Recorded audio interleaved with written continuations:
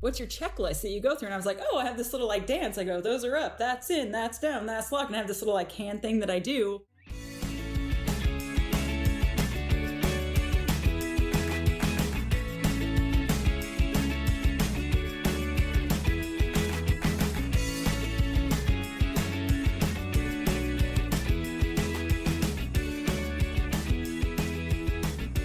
Welcome to the Exploring Washington State podcast. Here's your host, Scott Cowan. Okay, well, welcome back to this episode of the Exploring Washington State podcast. My guest today is Tara Burnett of Tara's Tiny Trailer. Is that the account? Yes, Tara's Tiny Trailer. Because I'm not signed into Instagram right now, and I can't get the full thing, so I'm getting just a little snippet. Yes. But Tara, I think Mackenzie found you because of your Instagram channel and your tiny trailer. Let's talk. How did you get started with the tiny trailer? What was your story? What's the journey there? The journey probably would have just started in childhood. We had multiple Winnebagos growing up, and we would take the motorcycles out and the Winnebagos and ride motorcycles and camp, and I have a lot of fond memories from the old days. I have some scars as well. Anyone that grew up riding motorcycles is broken at this phase. I'm scarred and broken, but good memories. And then you get to a certain phase with your own children and you decide, I want to have these memories and these times and the campfires and the marshmallows and the stories and exploring. So I actually, for years, I just kind of had it rumbling around in the back of my head that I wanted to get a trailer. I definitely didn't want to get a motorhome like we had back in the day. Well, let me stop you right there. Yeah. Why not? Why not a motorhome? Well, very specifically, I like to set up camp, and I love to hike. I dabble. I like to do a 50K or two a year. So I'm always finding trail 50K? 50K, yeah. Little baby ultras. They're the entry level ultras, what I call them. But yeah, I've been for the last 8 years. I've had years where I do more or less, and COVID kind of interrupted, but I feel like I like to do one or two just for the adventure of it. Get out in the mountains. And that being said, I'm going to interrupt you. Yeah. Just going to interrupt you. How long does it take you to complete a 50K? It depends how much climb. And I'm really slow. I definitely don't do them I'm not the type of runner that I don't wear watches and calculate my pace. I want to make sure I make cutoffs and I finish, but I want to have a good day. I really like adventurous 50Ks with lots of climb and lots of gain. My favorite 50K is it's outside of Yakima, and it's called Yakima Skyline Rim, and it has just under 10,000 feet of climb. So just under 10,000 feet of climb. The first year I did it, I think I've done it 3 times now. Okay. Maybe 3 or 4 times over the years. And the first time I did it, I finished last. Me and 3 other people finished last. Yeah. And I was psyched. I'm like, woo, last. It's one that you celebrate. If you finish, you finish. You're cool.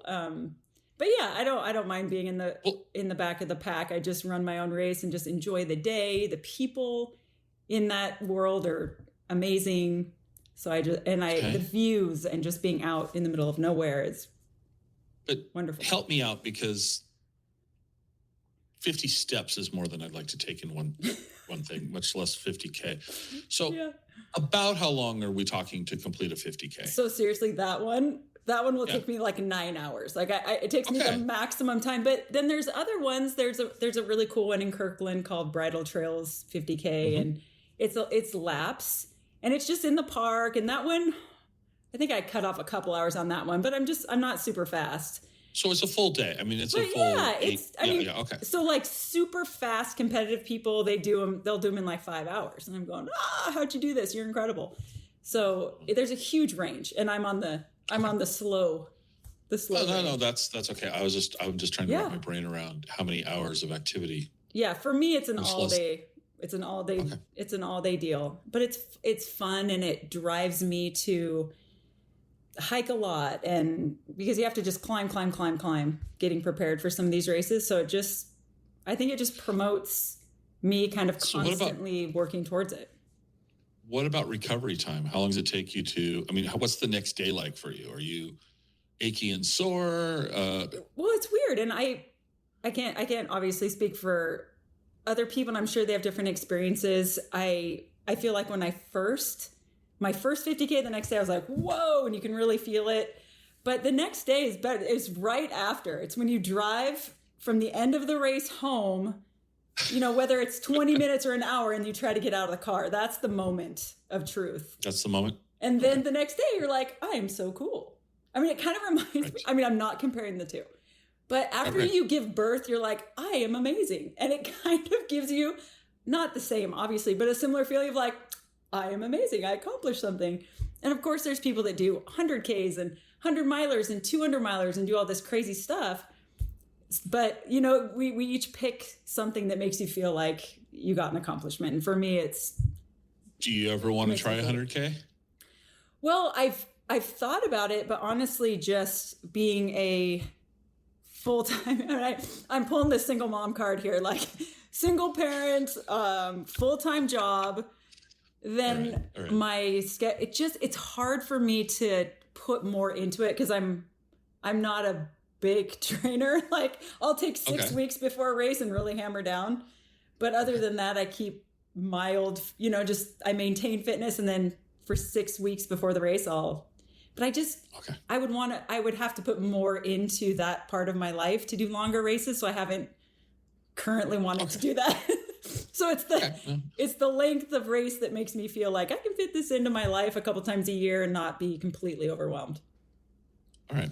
Yeah. So then that comes back to the trailer. You like to set camp up. Yes. I just want to be able to drive to trailheads and drive to activities and do things and keep camp set up. And when I first looked into it, I thought about getting a van. There are some companies that will do the build outs for you. Mm-hmm. And I thought, well, that might be a kind of a cool option. You just buy the van, they do the van build. But I have 3 children, 2 are still home with me. So I needed them to have separate beds. One's a boy, one's a girl. They're not going to want to cozy up together. So I then started looking at campers, and I wanted to find something where I could get a bunk bed option, something to sleep the 3 of us comfortably. And I needed something lightweight because at the time I had a Subaru Outback. And I was like, what can I pull and not have to buy a new car? And what can I buy that has sleeping for the 3 of us? And what can I buy that's not unbelievably complicated and huge because I have no experience pulling trailers whatsoever. So that's kind of how I found Happier Campers. You start kind of researching and it narrows it down to just a couple of options. And then I'm very, very motivated by looks. And I just completely fell in love with the look of the Happier Camper. Mm-hmm. And then I fell in love with the people and the fact that I could customize it. So once I got started down the path and realized it fit all of the boxes, my need boxes, mm-hmm. and the resale value and just the quality. And it's just not, a chintzy, thin little thing. It's this buff, amazing. Yeah, I can go on and on about it, but that's what led me to going that direction as opposed to, a motorhome or a van. And I watch van people, and I think vans are so cool, but I watch them like get in the van to go to the store and then come back to the campsite. I'm like, Okay. Yeah. I just want to leave camp set up. Okay. What did the kids think when you finally brought this thing home? Yeah, they were excited. It was a year process. It was over a year process because it took about 9 months for the build process. And so there was a lot of anticipation, and we met the delivery driver at a truck stop just a couple of miles from the house, and they came and they were really excited, and we kind of watched the semi come in with the campers on the back and unload. So from the very beginning, they've been really involved, and I drug them all over the state last summer. I mean, we just almost every single weekend. They would just ask me, Mom, where are we going? Where are you taking us? How long's the drive? And once we get to the campsite, they leave me alone so I can set it up. They all know, just stay out of my way. Right. So they'll go and hide for me, and then I'll set up the awning and the lights and get camp all set up. And I'm like, all right, let's go. Let's go to the river. Let's go swim. Let's go to the lake, wherever we are. And then we just start hanging out. We'll come back to the trailer a little bit, I'm sure. But let's talk about, where was the last place you camped? Well, so I just got back from a 9-day adventure down to LA, down to the Happier Camper headquarters and back. Mm-hmm. So the last couple of days of that trip were in Northern California, in the Redwoods. When you stopped for the day and you decided we're going to set up camp, how long does it take you to set up camp with this thing? How long are the kids hiding from you? Literally a half an hour at most for me. And that's for me to, it just takes moments to back in, and it's really cute because the kids will just jump out of the car and they'll just stand on the picnic table. They'll kind of spot me. I'm like, just make sure I don't hit that bush or that. And I jump out of the car a couple times, and it's really easy to get this little guy in place. Okay. And then they just kind of, sometimes they'll just go in the camper and hang out in there or they'll walk off if there's any type of play structure. Even though they're a little bit older, they'll still go and hang out on the swings while I set up camp if we're at a traditional campground. And I always bring scooters, or they'll jump on their scooters and they'll go scoot around and explore. Okay. Yeah, it doesn't take me very. I'm so regimented. Like I just awning, rug, get the chairs out, get the lights up, and then we're good to go. So how long does it take you to pack up when you're leaving? A little longer. It just depends on what kind of a mess. Because at that point, then there's the food and the fire. This last trip, because I only stayed one night at each place because of the pace of the trip, I had my cooler in the back of my truck. I had a lot of the gear in the back of the truck. So I was so efficient. I just had everything. I left the cooler in the truck and we would access our stuff. I left it more, kind of packed away, and I was just super efficient. Pulled everything out, set it up. And I did set up the awning and the lights every single night, except one night because it was 11 and we were all so exhausted. And it was like a 7-hour drive day. So the reason I'm asking all these questions is my idea of camping is bad room service. But we have talked about a Sprinter van, or, we'll just lump all the vans into the Sprinter category, or a smaller, maybe a 30-foot RV, not a converted marathon bus or something like that. Because the other thing is I can't afford an RV with 2 commas in the price tag. Right. Have you ever looked at those marathons? They're insane. It's amazing. I call them condos, just condos on wheels. Well, they're more expensive than a lot of condos. That's just literally if you want a home on wheels. My friend of mine sent me, hey, check this one out. It was a used one for $4 million. Oh my God. Oh, okay. So anyway, we've been talking about this, and when you and I talked on the phone, like you, I'm motivated by the aesthetic of the thing. Mm-hmm. Unlike you, I'm tall and big. You're not. So finding something that I can stand up in it's not that easy. No. Yeah. And you were trying to tell me, but the inside height of yours is 6'1" or something like that, which is too short for me. But from a normal person, it would be fine. Right. But their bigger model claims to have a 6'5". Yeah. And I'm like, oh. The bigger model is gorgeous. I've spent a bunch of time climbing around in that one on my last visit. Right. And so this whole episode isn't about necessarily the brand, but it's more about the idea of getting out and exploring Washington State easily with some amenities. And you're telling me that you were pulling this with the Subaru Outback. No, I set it up.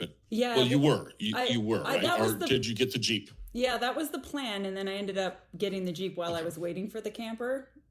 Okay, so but you could pull the little. Not a what's the? It's HC1. Is that the? Yep, the HC1, and it's 1,100 pounds. So the vehicles are just, I mean, you see the people on their Instagram. Mini Coopers. With all sorts of different vehicles. So it just opens up the ability to get out. And I just set the camper outside my door, and I can, once everything's set up for the season, I just, throw the last minute things in the clothes and go. Leave on a Friday, it's really, that's exactly why, because it's easy. Right. There's not a lot of BS. So you then started an Instagram channel kind of documenting your adventures. I did. Which is how we found you. Yeah.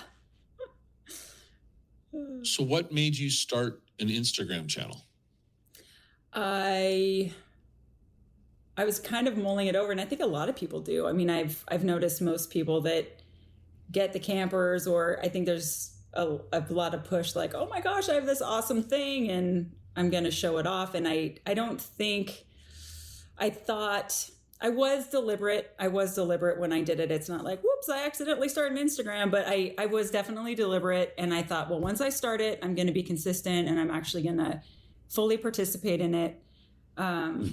My day job, I'm a national director of sales. So I have a lot of experience in sales and marketing, and, it's just kind of how I operate. I was raised with a bunch of family businesses. And I think the way I was just raised and how my brain works is just, if you go into something, you kind of go into it all the way and like a business and take it seriously and present yourself how you want to present yourself. I think I didn't think I would be doing as much of the videos and getting in front of the camera as I ended up doing. And I'm glad I was actually pushed. I was kind of pushed to do it by an influencer friend of mine who's an influencer in Scotland. And we spend time together. And he's like, you should get in front of the camera. You do a great job. I did some videos with him over in Scotland, and he's like, come on. So he kind of pushed me. And then, so I was like, really? Oh God, this is so outside my comfort zone. But I just figure, what the heck? I'm going to just start talking about my experiences and using things, because coming from a novice standpoint. I mean, I'm not out there going, I'm the expert at everything, so watch what I'm doing. I'm like, I'm going to figure this out, and I'll be super honest whether or not it works and how I think it might be easier, or if I have to get help. A lot of the things I try to do myself, but a lot of times I need somebody to unscrew something, or, I'm the first person to say, I can't do this by myself, or I can do it by myself. And I think that's been really fun. And it's been fun to have inspired a few, getting messages from, and it's not just women, not at all. I mean, I feel like my followers, it's almost exactly men and women, but I get a lot of messages from women who are just like, oh my gosh, maybe I can do this. I've always dreamed to do this. I'm like, yeah, absolutely you can. I knew I had to ask the guy that dropped off the trailer how to hook it up. I had no idea. Okay. So he showed me what to do, and then I just drove home and tried to back it into my driveway. And you learn really quickly when you're sitting there like, I got to get this thing in this driveway. So how long have you had the Instagram channel? Just a little over a year. The year date for the camper is this month. So I think the 4th through the 6th, somewhere in that range is when it was delivered. So it's been about a year. I started the account a few months before. Okay. So it's just been a little over a year since once I received the camper, that's when it was like, okay, we're going. And I just started being consistent from there. So yeah, just over a year. Approximately how many followers do you have?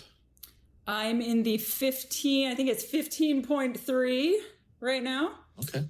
So you've got a lot of people paying attention to what you're doing.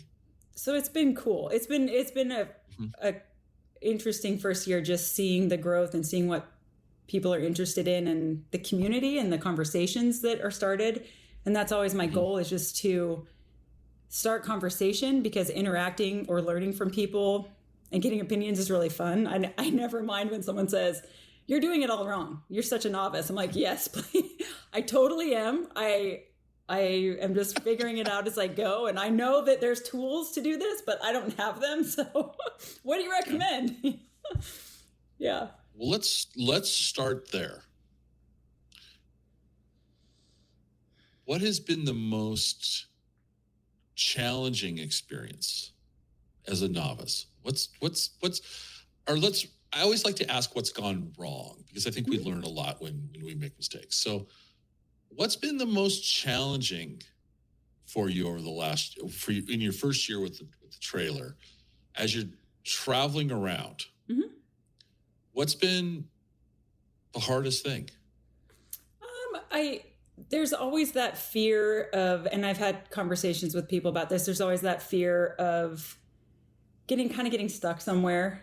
The campers are really lightweight, so a lot of people can just push them and move them, but I'm not strong enough to do that. So okay. I'm always kind of watching and taking my time to make sure I don't get stuck places. And there have been a couple of times when I go down a little road or a little alley thinking it's going to come out and it's not. So I've jumped over a couple curbs with the camper and just been like, well, I'm going over this thing. I'll just do it slowly. So there's those moments for sure. One time I drove all the way home from a campground. Luckily, it wasn't that far away, but it's still like 45-minute drive on the freeway. And I realized that I might not have hooked everything up before I drove. And so it was the moment of going, it was the what could have happened. I had a complete hard time. And I'm like listening to music, driving really fast, like just, having the time of my life. And I get home, I'm going, oh my God, Tara, what could have happened? And I've never forgotten that one. I've never forgotten that little piece from now on. But so that's terrifying, the what if. But I have little systems in my brain that say, I've always joke, I actually made a video of it. Actually, they were asking me, what's your checklist that you go through? And I was like, oh, I have this little like dance. I go, those are up, that's in, that's down, that's locked. And I have this little like hand thing that I do every time I do it. And I made a little video of doing these little hand, that's up, that's in, that's down. And I have this little song that I play in my head and I do the hand motions and I end up making sure that everything is hooked up before I left. The other challenging thing was dealing with the water, hooking up. There's a modular kitchen unit that you can either have in the camper or out of the camper. And that did take me some time to figure out what the heck. And, I had water. So now that you figured it out, is it easy? Yeah, it's really simple. And it's just a matter of, hooking up the water that comes in and then hooking up the hose for the gray water to go out. But at first I was like, oh, and there's little valves. And I mean, it literally takes me a little bit of time. So, and I know I cannot be the only person that goes, okay, there's some color valves and there's some things that come in and out and backwards and sideways. And so I just have to. I guarantee you're not the only person. Yeah. Because if I get one of these, I will be that person. So you're not the only person. I guarantee it. Yeah. So those are the biggest, just those simple kind of logistical challenges. And I have gotten tense a couple of times just trying to get into some interesting camping spots that are kind of like uphill and then you got to go left and there's a hill behind you and there's been little challenging moments, but I'm really proud of myself and I give myself high fives when I get tucked into these campsites. Or other people will come out of their sites and they'll go, are you alone? Are you by yourself? Do you want us to spot you? I'm like, it's okay. I got 2 kids. We're good. They can spot me. Like, if you want to stand back there, I'd love it. But I just get in and out of the car about 10 times to make sure I'm in the right spot. Yeah. So I'm kidding you. Okay. But your dance and all that, I was just thinking you could have been a flight attendant at Southwest Airlines doing the whole pre-flight check thing and making it fun for the passengers, just the way you it's kind of 100% like that. It absolutely is. Yeah, exactly. And I was just like, okay. Yeah. Versus say flying on, Delta and they're like, to the left, to the right. Watch the video. You're full. Yeah, exactly. Read the card in the seat back and be quiet. Yeah, I have to do what works for my brain, and I'm not going to sit and read a checklist. I'm not going to bring a checklist. So I just had to create, literally a little something works for you. A little dance. Yeah. Since we're all about Washington State, yes, we really haven't talked about Washington State specifically yet. Let's talk about. I'll ask you this question first. You can answer for your kids. Okay. Where's their favorite place that they've been so far with you in the trailer? Their favorite place so far was we stayed in Sequest State Park, and we drove to multiple spots around Mount St. Helens, and we did the Ape Cave hike. Okay. That was hands down their favorite experience. And we did a little 2-mile hike to the beautiful lake, because I just try to find hikes that are fun for them, that's not too much. And then the Ape Cave, I think it's the same. I mean, I think it's, like 1.5 miles, 2 miles, and you're in a lava tube, and it's unbelievable. Unbelievable. I mean, it was, it was my favorite thing for the summer as well. You're in a huge lava tube. Yeah, it's incredible. And I'm local. I've lived here. I was born and raised in this state. And I just heard about it last summer. Oh, really? Yeah, I didn't know. Someone told me about it. I'm like, what is this Ape Cave? Are you kidding me? And we was worth the drive, because Sequest, it's still quite a drive to the different places to actually, get up to the trails and the viewpoints from Mount St. Helens, but it was a cool base camp for that exploration for sure. Okay. So that you already kind of answered that was your favorite, but so not being able to say Ape Caves, where is another place that you've been that you've enjoyed? We've done a couple of state parks last summer on the Hood Canal, and I grew up we had a couple of cabins also growing up on the Hood Canal. So that's a place that just holds a special little spot in my heart. So it was fun to go out, and we accidentally ended up right in the heat of clam season, or the clamming weekend, the biggest clamming weekend, where it has the lowest tides of the year. And completely by accident. And so it was so fun to take the kids out into the tide flats and just see all the people clamming. And we would go up and we would talk to people, and they would show us what they procured. And we looked at, and it was crazy. I mean, the water was warm, and we would hike out in the tide flats, and we were playing in the water. And there were herds of elk running around right next to the canal. It was really cool. Wow. Yeah. So those were, and I love it. I love it out in the Hood Canal, and the kids swam, and we rented kayaks, and we had a really good time. Okay. Where have you done much and gone east at all? Have you done anything, say, so an Clarkston? I haven't gone out that far, but I'm so sorry about the That's okay. here. I wish I could get that to stop. New computer. It's okay. I actually really like Wanapum Dam. Okay. Just on the Columbia. Right. There's a really, it's a spot. It's just a spotless campground, and it's really pretty. And they have a fantastic roped off swimming area that has sand. It's like a beach, and it's a great place to go where, it's hot. It is super windy. I have to say that. We've had some fun nights there, but I actually ended up going back, I think 3 times last summer, because the swimming, and I literally put my chair in the river. I hang out, the kids will swim for hours, and it's just a nice escape for a quick weekend. And and we went up to Soap Lake, and gorgeous Soap Lake, and up above Soap Lake, stunning. Leavenworth area. So over here I've started, and then I'm in the process now this week of kind of mapping out this year, trying to get some of the key campgrounds that I wasn't able to get into last summer. Have you been to Palouse Falls? That is absolutely on my list this year. I have not, but I always see pictures. That's a big Instagram location. Yeah, it's the state's waterfall, so it's kind of you go take a selfie with the falls. Right, exactly. I have my vehicle that I drive, a Honda Pilot, and I'd never been there before. So a couple years ago, I went there for the first time, and I don't know what the road's like. I haven't been back, but it's like a mile in, and it's like a washboard. And I swear I lost fillings by the time I got there. So I'm wondering how your little trailer will. It's just like. Yeah, I was kind of looking at where you're supposed to. I know there's tent camping out there, but there's some other campgrounds where you can actually pull a trailer. No, it's beautiful there, and it's a really It's on Instagram all the time for a reason. It really, it looks stunning. Really Dry Falls is another stunning area as well. Have you gone up to, like, say, Banks Lake or anywhere?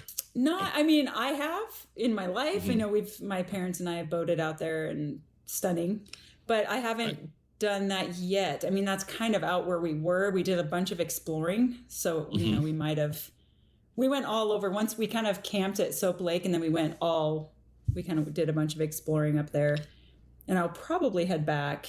I absolutely love it out in that area. So do the kids like getting out and exploring? Are they? Yeah, they do. I was really, sometimes when I say, hey, we're heading out, they'll go, they'll have that feeling like, oh, how long's the drive, Mom? And really, we're going again? We're going camp. But the second we get on the road, or the second they get out of the car, they're like, okay, let's go to the pool, or let's go to the lake, depending on, I do try to mix in some KOAs throughout the summer, because for kids, they absolutely love it. I mean, and it's a completely different vibe. You're mega campground at that point, but the fact that they do like the activities, and they love the pool, and they like movie night. So I do pepper in some KOAs as well. And we've got some pretty entertaining ones in the state. So they if I say, hey, this weekend we're going to go to a KOA, they're like, oh, sweet. We can swim, and I'll just sit on the chair and let them swim for hours. And it's super social. I actually really like all the people that walk around in the morning. So when you're having your coffee, I end up talking to half the campground, and that's fun. It's always fun to meet the fellow campers. So so let me just say this. So for the people that are listening that you don't know what we're talking about, the company's name is Happier Camper. Yes. Google it. We'll put a link in the show notes. Check them out. They're kind of, I'll describe them, and you correct me. They're a fiberglass body, kind of a retro looking, not kind of, they are retro looking. I mean, they have fenders. It's kind of cool. Most of them come two-tone. I guess you can do a custom one color paint job and all that. But they have kind of the exterior has a 50s atomic era sensibility to it. The interior, though, are cubes. It's kind of like a Legos. Imagine, depending on who's listening, your kids' Lego systems, and you can mix and match the components in these things. That's the part that when we started talking, that's what got me, because one of the fears I've had about buying a trailer or an RV or something is that you're stuck with this layout that may or may not work for you. And it may work, like, you might work for you and one of your children, but not you and both your children. See, so it's like, but with this, the flexibility seems very intriguing. And I feel like it goes one step for me beyond flexibility, because the flexibility is there, and I do change the layout. I do. I mean, you change it for what you need. I mean, if you want, you can clear the whole thing out and put down the mats, and you can, put your bikes in there. And I mean, the options are completely endless. Yes. And I think the worst thing about a traditional RV, and growing up in them, I mean, I grew up in them. We had them. We all had the funky fabric, and it runs out. It gets kind of trash, and you're like, oh, and I just think the aging of a traditional RV is rough. They get dated very quickly. Right. So, and the cool thing about it is my recent trip down there, I'll kind of be unfolding what we did on that trip. It was a very specific purpose of that trip, but it speaks to why I bought this camper. It's if you want anything different or new, and they're constantly innovating. So they're coming up with new ideas all the time to make things better or more usable, speak to what people are asking for. So, and like with your fabric, I mean, I may or may not have added some new fun fabric that I'll be showing soon, but you can not only choose your fabric, but if you have an issue or if it gets old, you can buy new fabric. You can buy different cube configurations or different cube styles. There's full cubes, half cubes. You can make a double bed, a single bed, a queen bed. You can have a double table, a triple table, a single table. I mean, if you're creative, I mean, sky's the limit. And I think one of the most fun aspects of kind of following some of the other happier campers is see what they do at the interior.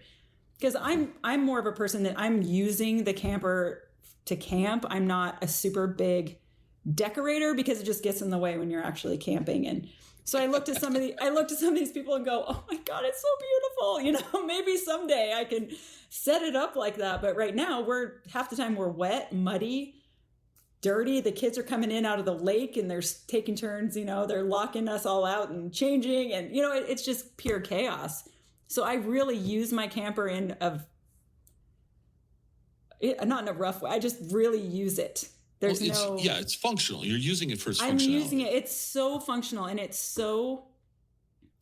super buff. And I can pull all of those cubes out and I can just, and they get they get so dirty because if you use it and you can pull them, I pull mine out and I use them to stand on and you can sit on them and the whole concept was to be able to take you can take the kitchen cube outside.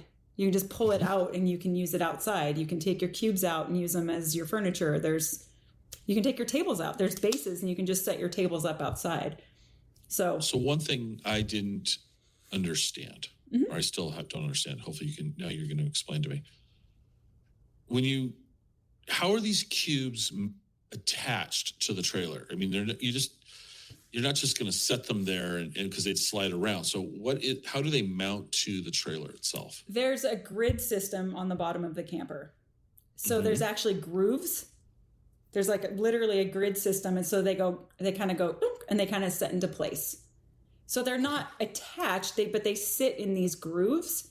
So once you set them all in, they don't move. They all kind of lock each other in place. Yep. They just set in place. And you put all your stuff in them. And then there are floor covers, like floor tiles that you set in the open areas. And they're fantastic. They just hose down. I mean, literally in the summer when I get back, I just pull everything out, vacuum out all the little crevices, clean off the cubes, throw them back in, let the mats dry in the sun and put them back in. It's just such a nice way. I never feel like things are getting gross or dirty because you can just pull everything out and vacuum, and it's just beautiful fiberglass. So it's great. Okay. How long does it take you to clean out the trailer if you're going to do one of those? You didn't know there'd be so many specific questions like how long? I'm trying to think about it because I'm a very fast-moving, motivated person, so I don't mess around. Right. And if I have time to do something, I'm like, But yeah, it just takes a moment. I'll probably spend an hour because I can just pull all the cubes out, and then I bring my house vacuum, and I have solar, so I just plug it in, and I vacuum out. And you can hose out the camper as well. There's a drain in the front. So you can hose them out. You can hose them out. Okay. I don't like to do that because I feel like it just adds. I've done it, but it splashes your. I'm just not a fan. I feel like the easiest way is to vacuum out the cracks. That grid system. Dirt gets in between, so I just vacuum the whole thing out, and I literally just spray an all-purpose cleaner, wipe it out. I take magic erasers for any scuffs, and just clean it up, and then I can put everything back in. And at this point, all of my cubes are very specific on what's in them and where they go. So the kids know this is where they each have one cube for their clothes and their bedding. And then I've got a food cube. We have a toilet cube as well. So there's a toilet. So I'm pretty specific about how the organization goes. So I just put everything back right where it goes, and we're done. To help paint a more detailed picture, how big are these cubes? Oh my gosh. I think and the founder always talks about these magic numbers because they, like the seats make a seat height, 2 cubes make a countertop height. Everything is really, I think it's 18 inches because I think that's what I was thinking they were. Yeah, I think it's 18 inches. It's genius. It's like a magic, because, and I've listened to them. I'm so impressed by them. The people at Happier Camper who not only created the campers, which they were created based on fixing up retro campers and renting them. Mm-hmm. And then they created their own version. And this is how this all started. And yeah, I think it's an 18-inch cube. Yeah, because one cube is... Maybe 36, yeah. Yeah, 36 one cube for is a a chair counter height, 2 cubes is a countertop height. And then they make... 2 cubes across, is it 2 or 3 cubes make a double bed and then a queen bed? Like it all works out perfectly. I'm so glad there's people in the world whose brains operate that way. I'm like, I don't know, but it works out perfect.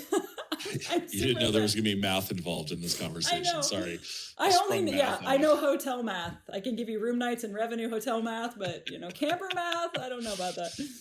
Yeah, it's really impressive. And I have to tell you I joke about, people will talk about the camper company. It's really personal to me because I have spent time with them and partnered with them and run around in the facility with everybody. And I've looked at kind of what's coming down the pipe and people's ideas. And, I watch the people that are sitting there actually putting the fabric on the cushions and the wood shop where they're, making the wood faces for all the cabinets and the drawers. And it's just so cool to see a product that is truly hand built and it's custom built for all these different people's needs and wants. And they take on a life of their own because of the colors. And you're so personally invested by the time, you create this camper in what you want and the colors you want. And they do take on kind of a life of their own. And it's just cool to see the process. There's like humans out there doing it. It's not like a factory where they're being stamped out. It's these people that are doing an amazing job. And I watched because my camper just got a bunch of stuff done to it and I watched them tear it all apart and it was incredible. I can't wait to share more about what we did, which is coming. Do you know if there's any places in Washington that are renting these out so people can try them? So they're not in Washington. I want to say they're still... I don't know if they still rent them. I know that's kind of how it started and that's a good question, but not in Washington. I know in Washington, some of the people kind of in the final stages of buying, I've done a lot of Zoom calls. I've met people or people have, we've met at campgrounds so they can see it.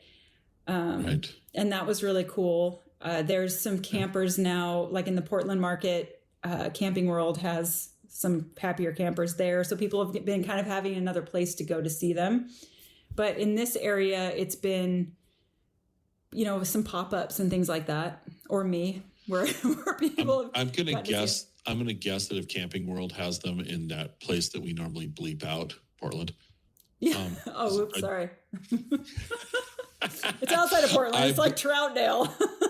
Yeah.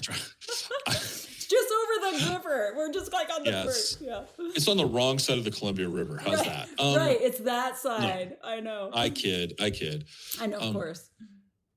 But I'm going to guess if Camping World's got them there, that they'll probably have them in the Puget Sound region at some point in the near future. Yeah. It's coming. I mean, they deliver. This area has been really popular. I mean, they're delivering up here all the time.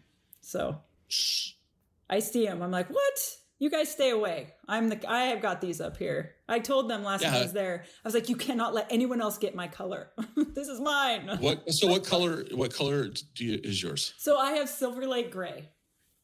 Okay. And I got the full coat. And yours is all one tone, right? Yes. It's not a two-tone. No, I got the full coat, and that was one of the most difficult decisions ever because I think they're so cool. But I feel like the full coat gave it more of a sporty vibe.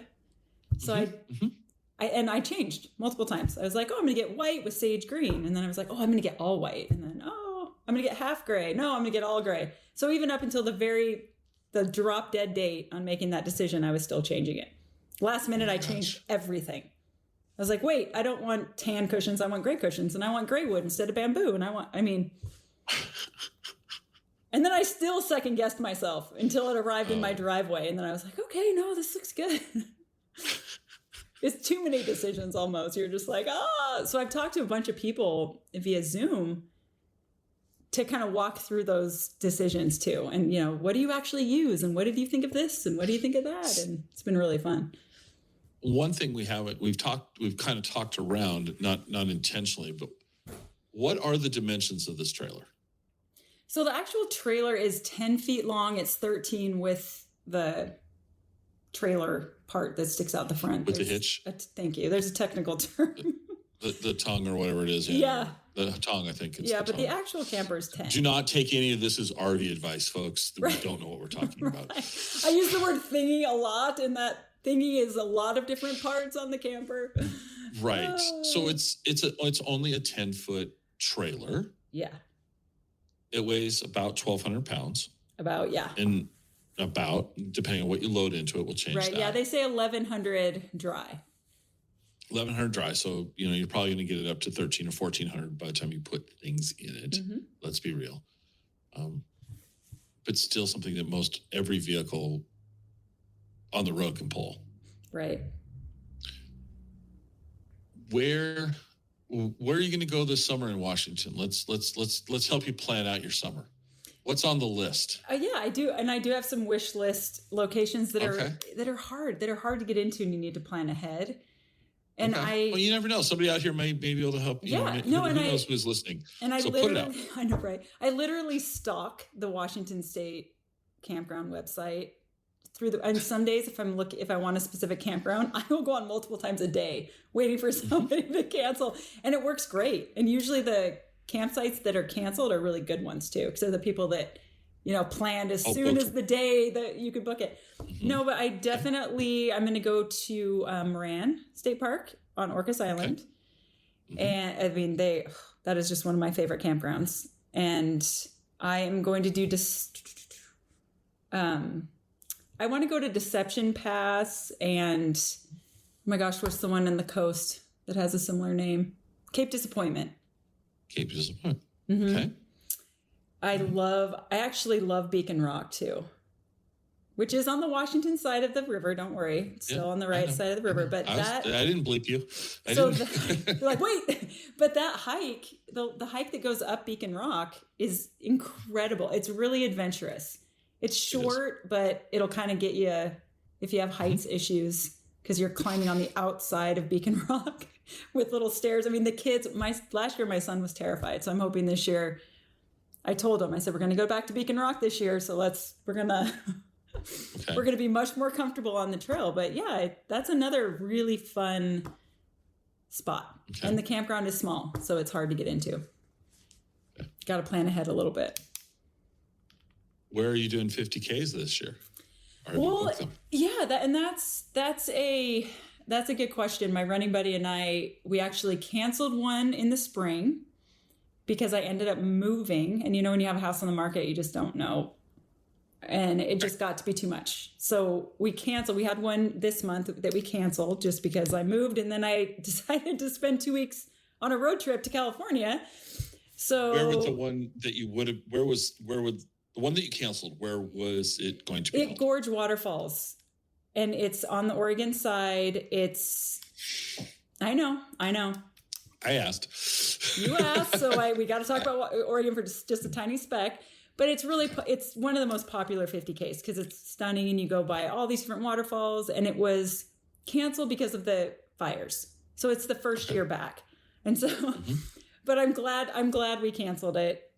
It was just too much. The last one I did was Ancient Lakes, which is out in Quincy, Washington, out by the gorge.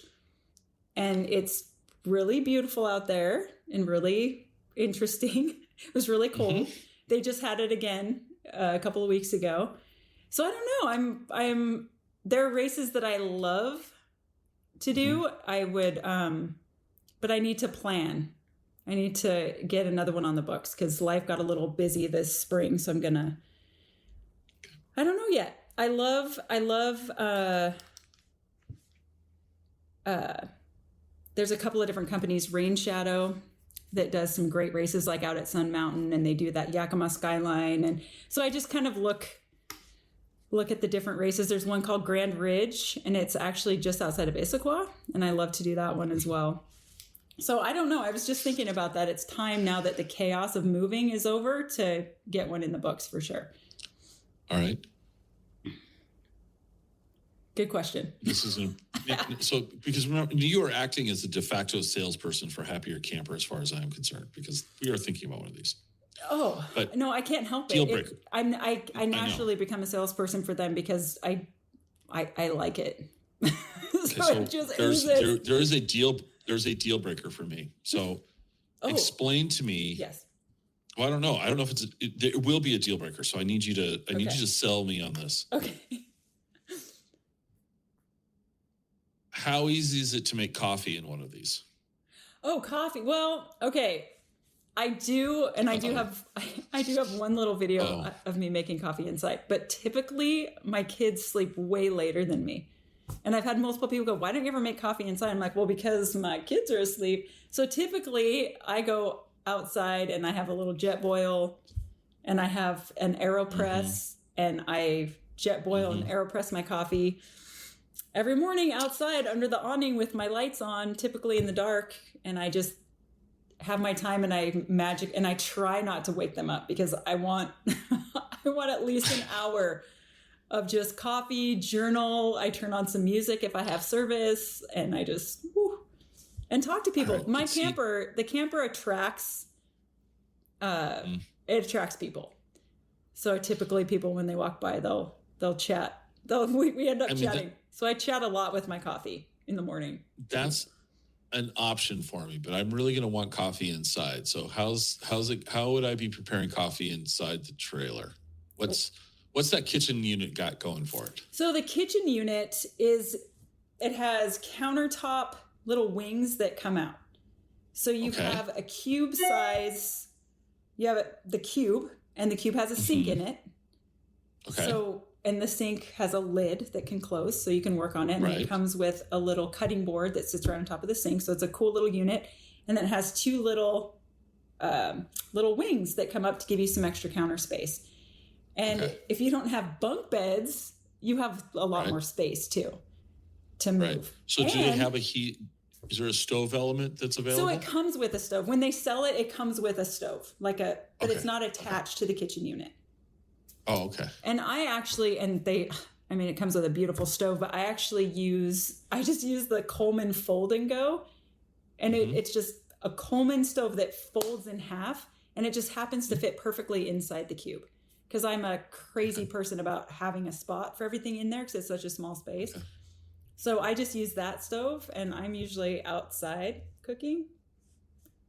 I do everything outside, honestly. Okay.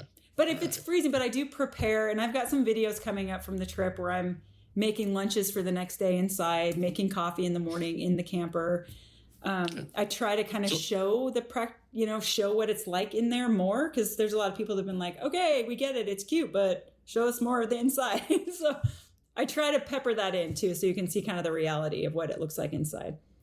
So inside, are you using the AeroPress as well? Yeah, you're an AeroPress person. I am completely addicted to that, and I used it tent camping a couple years ago. My friends, while I was waiting for my camper, we used to tent camp, and some friends took us out, and my friend's husband made me coffee that morning with an AeroPress. And after that, I was completely sold. I bought one the next Monday, and I've been using it ever since. I use it camping, but I use it every single morning in the house too. I use it every single day. But I do also have some of the little pods. There's a company that sends me coffee from Porta Coffee, and they send me all these little pods, and they're pour overs, and so they're super easy. So I always have some of those too, if it's just because that's by far the easiest way. But with your AeroPress, now we're going to geek out on coffee. Yeah. So what's your coffee of choice? What are you drinking? I like Tony's from Bellingham. Well, you don't have to apologize for that. Why are you apologizing? I do. But it's weird. I try, but I like so many different coffees, and I've tried multiple different ones. And I'm the kind of person that's like, ooh, this is interesting. But I kind of always go back to the Tony's French roast. So you're kind of my darker roast fan. I do, yeah. But I've tried lots of different kinds of coffee. If they don't have Tony's, I'll try different fun. Are you buying it ground, or are you grinding it yourself? I usually buy it ground. I have grinders. I usually bring grinders, but I like the ease, and I go through it fast enough to where it doesn't get stale. I know people are like, oh, it's so much better, but my life is So you're running your AeroPress just with regular ground coffee. Yeah. You're able to get a good cup of coffee. But I use 2 filters. I use 2 of the little, they come with these super thin little paper filters, and I use 2.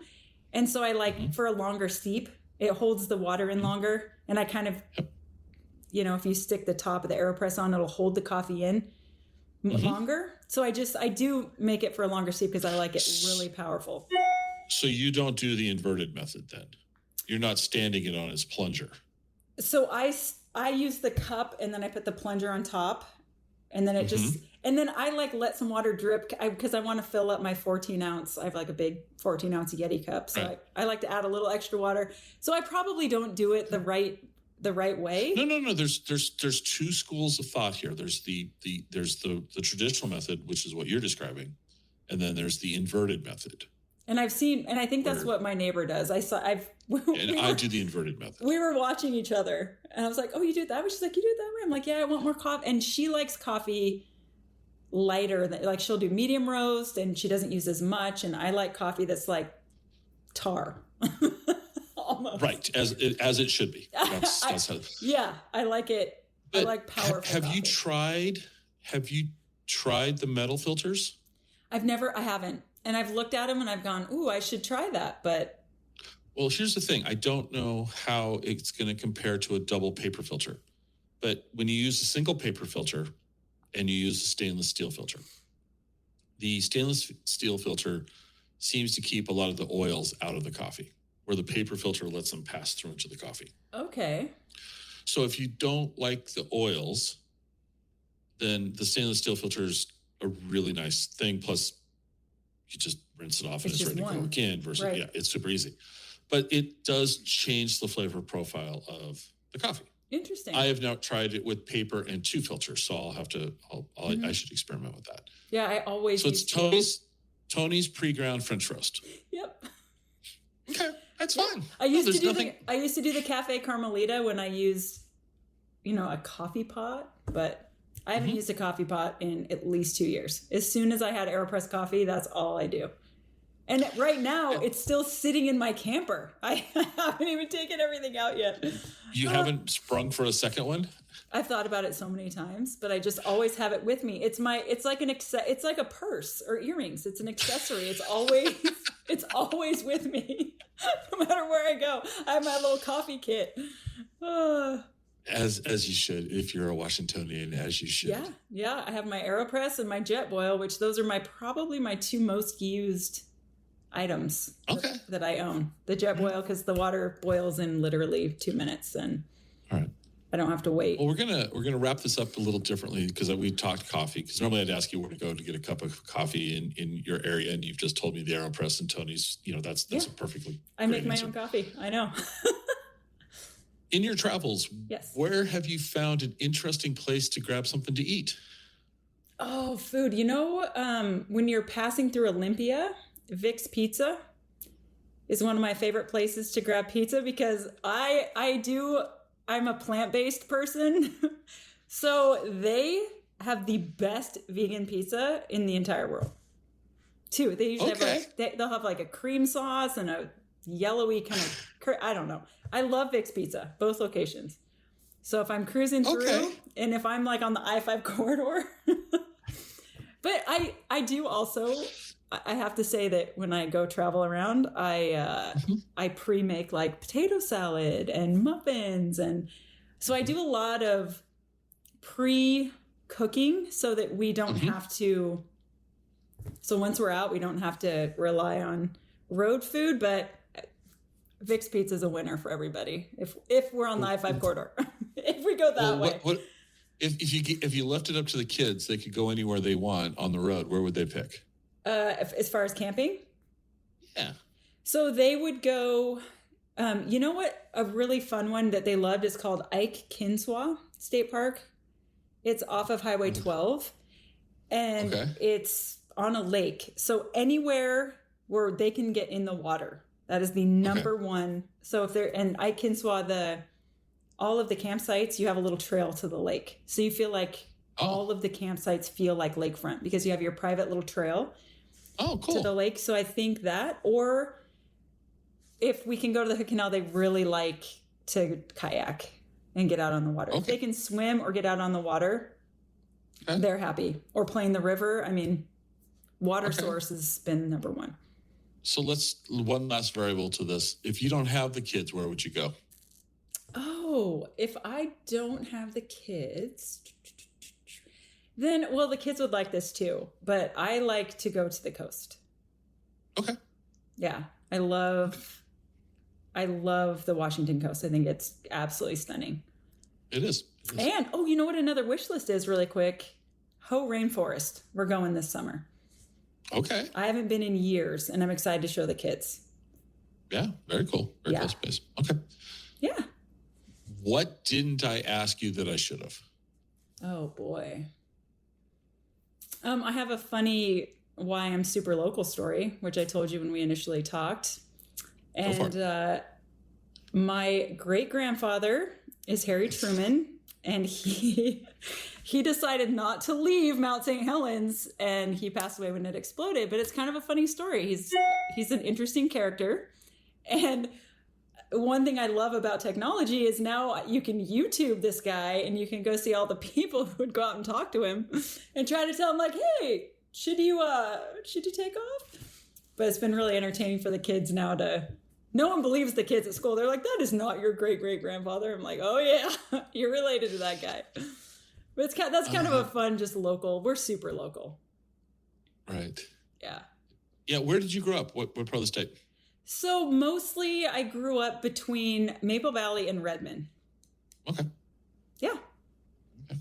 Yeah, you're local. Oh yeah, and I've lived all over, just kind of with my building my career and all that kind of stuff. So I've lived all over the state. And I've left a few times, but I always come back because the diversity here is so incredible that it's hard to beat. Right. Where can people find you online? Let's leave with that. Where can people find out more about your tiny trailer and what you're doing? Because it's really cool. Yeah, I would appreciate everyone coming to say hi and take a look and see what you think. Send me a message.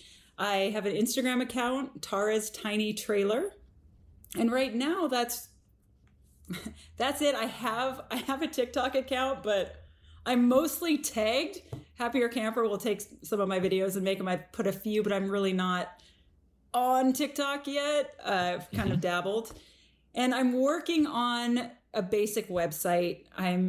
That's a learning process for me, but ultimately I would like to just do a few posts about, top things that work, maybe some recommendations, some reviews, things like that. So that's kind of my next project and wish list, is just have a very simple landing page. I'm noticing a lot of the people I meet in campgrounds are, they're not older, but some of them are not even online. They're not even on social channels, and they're like, what's your website? I'm like, I don't have one.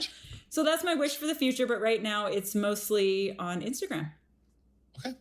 Yeah. Well, you've kind of sold me on getting one.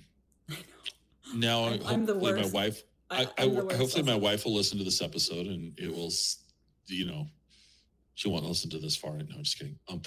So she won't hear me say this, but no, hopefully it will sell her on it. Well, she's been looking for something that she could pull by herself easy, and this certainly seems to meet that criteria. Yeah, that was my number one. I just needed to be able to handle it myself. I'm happy to stop by, and you can take a look. Well, we're not too far away. We're not. I'm happy to show you. Awesome. Then you'll really be hooked. You'll be like, this is amazing. Yes. Well, thank you so much. Thank you. It's been really fun. Yeah.